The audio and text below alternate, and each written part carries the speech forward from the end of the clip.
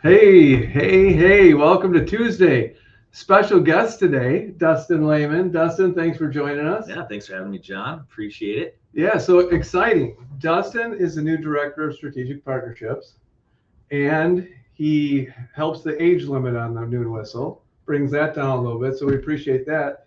And we're hoping, because of all the great things that you've already done in your career and that you're still doing, we hope you bring some viewers. Yeah. I'm hoping you bring some viewers. I mean, I can share it with my family. You might get a few more. So.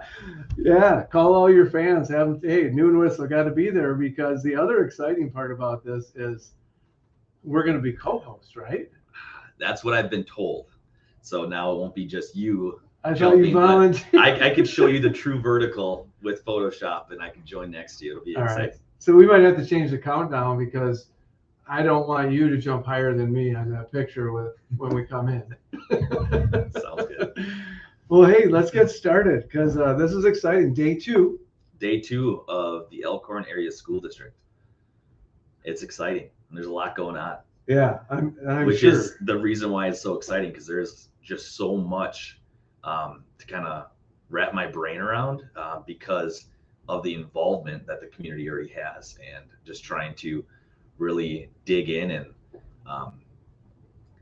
just become part of that. And I'm really excited for it. Yeah. Well, you come to us with, you're already one of the leaders or a leader in that youth apprenticeship realm and CTE realm. And that's really exciting for us. And it's been exciting just talking to you and all your expertise and things you've been involved in and programs you've developed. I think that's really exciting for our district. But going back, you come from, I don't even remember, what town did you grow up in? I grew up on a dairy farm in Bear Creek, Wisconsin. I went to Clintonville High School. Okay. So. And then after high school, it looks like you might have went to college and played football. Is this you? I tried to play football. I mean, I was on the team. That is me. Wow, that is. I love it. That's a couple of years ago. Look at the graininess of that photo. That shows you how I'm not that young.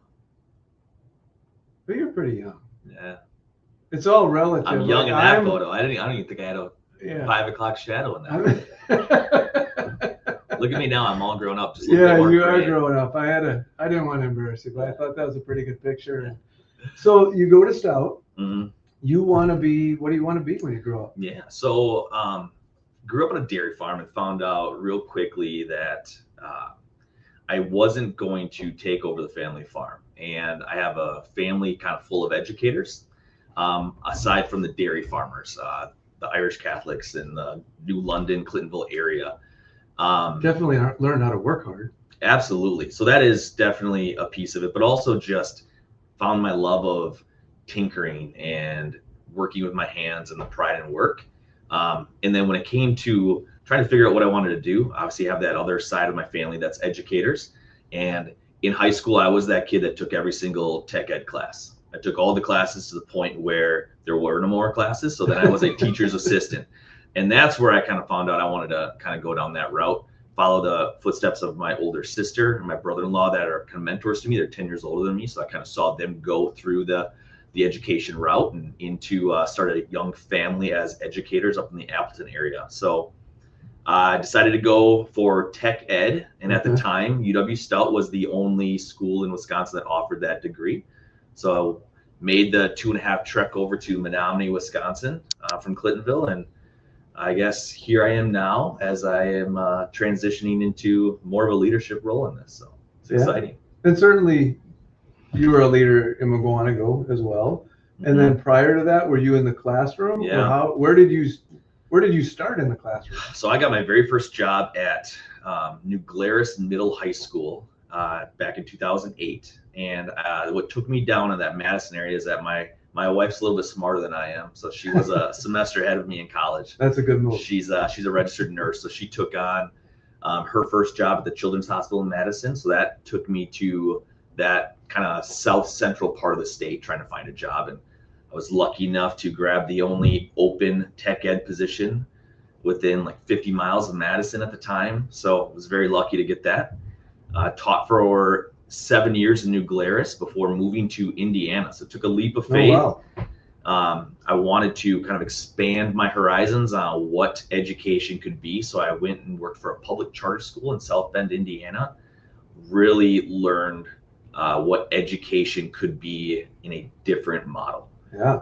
Not the typical brick and mortar K-12 setting. It was, let's bring the community in, let's take the kids to the community. And that's where things started to click for me, and learning that the true educational experience needs to involve the outside, needs to involve industry, needs to involve the community, not just what happens with our educators, but we need to learn from the leaders within the community. Was that kind of your aha moment of, yeah, we need to connect schools and community schools and business, get kids out? 100%. So that's where, yeah, definitely saw the value in it. And then when loved my job while I was in Indiana, but we are from Wisconsin. We were Wisconsinites, true and true, and we needed to get back to Wisconsin. So at that time, I was looking to see how I could take. At the time, I had my master's degree in administration, so I could be a principal, director of student learning, those types of things.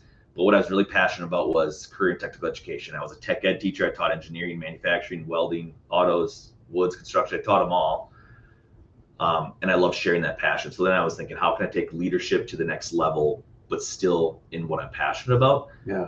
And then I saw the position in Mukwonago and moved the family there. And I was in Mukwonago for the last 9.5 years, still raising my family there. My wife works in Mukwonago, and my son is an 8th grader. My daughter's a 6th grader. So nice. Here we are. Yeah. And now here you are in Elkhorn. And now here I am in Elkhorn. You're going to share all your wonderful experience with us.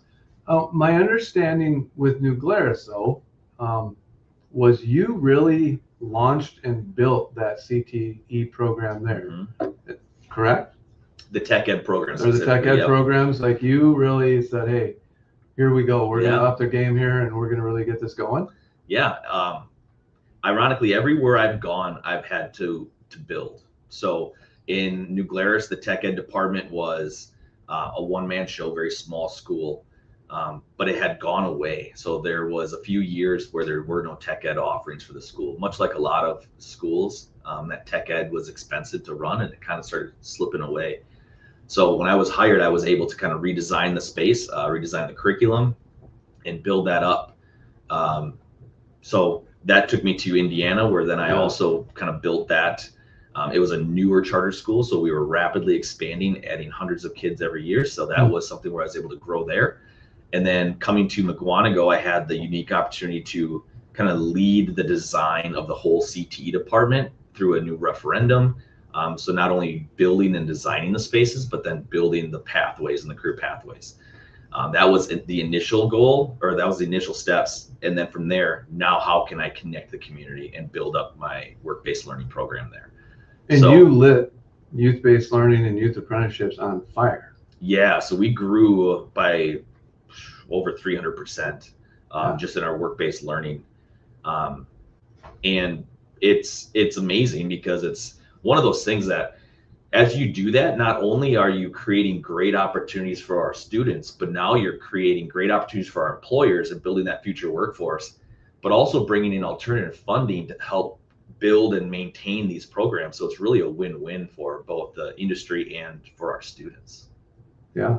And from talking to you, you've obviously had great relationships with employers, and you even have relationships already with employers in the Elkhorn area. Yeah, absolutely. Very fortunate to, I feel like we have a very collaborative group of CTE leaders in the southeastern Wisconsin and southern Wisconsin. So I was able to work very closely with Chris and other local schools. And just local regional. I've worked with Waseda before, and just through Mukwonago, and there's just a lot of opportunity in the area because of the collaboration. So yeah, I'm not coming in brand new, but I am learning a lot on the first couple of days of school, because Elkhorn has a ton of opportunities for students. So now I'm just trying to wrap my brain around all those. And like I said, when I said in my interview, and I've been talking with different people and leaders within the district, this will be my first stop in education in my career where I haven't had to build from scratch. This is something that I'm going to try to build upon. Sure. And one of my main goals is just stack small win on top of small win for both the students, the families, and the community and local industry leaders. So it's interesting. Yeah, when you and I were talking before going on today, and kind of sharing that, you expressed, wow, Elkhorn community and school are really connected. It's not just as we need you, but it's kind of, I think you explained it, kind of that daily interaction or just natural interaction. Maybe you could touch on that and how you felt that was a little bit different maybe than other places that you've been. While it was a little overwhelming at first, it was too welcoming. It was overwhelming in the best way possible. As Chris exited and went on to his district administrator position, he did a great job of soft introductions to a lot of our local business people. So as he did that, while my email is just flooding and every single email has 20 to 30 people on it, it's amazing just the connections in the area and the willingness of our local industry leaders to partner with the schools, and just seeing all these partnerships is amazing. So if you are watching this and I haven't reached out to you yet, I am working on it. There are a lot of introductions to be had, and I can't wait to continue to get to work with that, because it's been, like I said, the most positive way. It could be overwhelming. There is so much involvement from the community with the school district, so I'm really excited to. We're super fortunate that our community and connections beyond. We just get a chance to work with great people and through programming or whatever it might be, and it's pretty special, and we're really glad to have you and glad to have all your expertise. So what do you most, I know you expressed kind of like building upon things. Is there anything else you're most excited about? Is it wearing purple, wearing gold maybe? I don't know. Yeah, updating my wardrobe to purple and gold. From orange and black to blue and gold, now to purple and gold. Here we go. Are we accepting donations so we can get you some Elkhorn clothes? Any Elkhorn you heard gear, that. I'm all about the sport wear. So no, what I'm most looking forward to doing is building upon our work-based learning. So one of my goals set for me, and that I'm setting for myself, is to really expand our youth apprenticeships within the Elkhorn and Walworth County, Elkhorn community and Walworth County. So looking to expand those and really educating not only our families and students on the benefit of a youth apprenticeship, really what that is, but just opening the door for students to see that, you know what, 450 hours is required of this. It's very attainable. It's those little things that they learn on the job that you can't replicate in a classroom. So just showing how impactful that can be as students kind of move into their post-secondary planning, whether that be straight to the workforce, a technical college, into the 4-year military, whatever that may be, knowing that if they can have that great educational experience within one of the systems within Elkhorn School District, but also on the job learning from those industry professionals, it really sets students up for success. So that's probably one of my major goals, expanding upon our youth apprenticeships. When I think, to those of you out there that either you have a business or know people in the business industry, reach out to Dustin and ask the questions. Even if you think, I don't know if my business fits, or I don't know if I could do that, you might be surprised. It's worth a conversation. I'm sure there's a lot of people that weren't sure it fit their business or they could do it, or they even had maybe the employees to do it, where you've talked to them, and in the end, it's like, you know what, let's do this. This would be great. Absolutely. We have a ton of high school students already working. Now it's just a matter of connecting the dots and making what they're learning in the classroom relevant while they're on the job. So whether you think you can or can't have a youth apprenticeship, youth apprenticeships look like many different things, whether that be the typical ones that you would think of, working in manufacturing, working in construction, or that's in the healthcare setting, working, let's say in the dietary or certified nursing assistants, to IT. Maybe you have a student that just helps organize things in the office and help manage your office, that's a youth apprenticeship pathway. Could it be something like that? Like, let's say, just using Walworth County as an example, could it be in their records section or their filing section or office of? Absolutely, that is a pathway that students could do. It could just be office work. It could also be someone working at the local grocery store. Okay. They're working the cash register. They're handling money. That could be in that professional sales pathway. So it's really there's a ton of pathways for students, and the majority of jobs, I would say, that students are working these part-time jobs while in high school can relate to a specific youth apprenticeship pathway. And then on the employer, it's as simple as we have a very automated system. So it's just some emails and digital signatures. It shows you the different competencies that a student has to do while on the job. And then the student records their pay stubs and they can earn credit while earning money. And it's a win-win for everyone. It is. And it's feeding the pipeline of future employable people that have experiences. And I know our kids come out a lot sometimes with, they thought they wanted to get into construction. And then they weren't sure about that once they tried it. So they thought maybe I want to be an electrician. And then pretty soon they're like, I don't know about the electrician, but this plumbing thing seems kind of neat, and really evolved and jumped right into the workforce from just trying and knowing what they wanted to do and don't want to do. I would say two scenarios that really show the value is in the healthcare setting.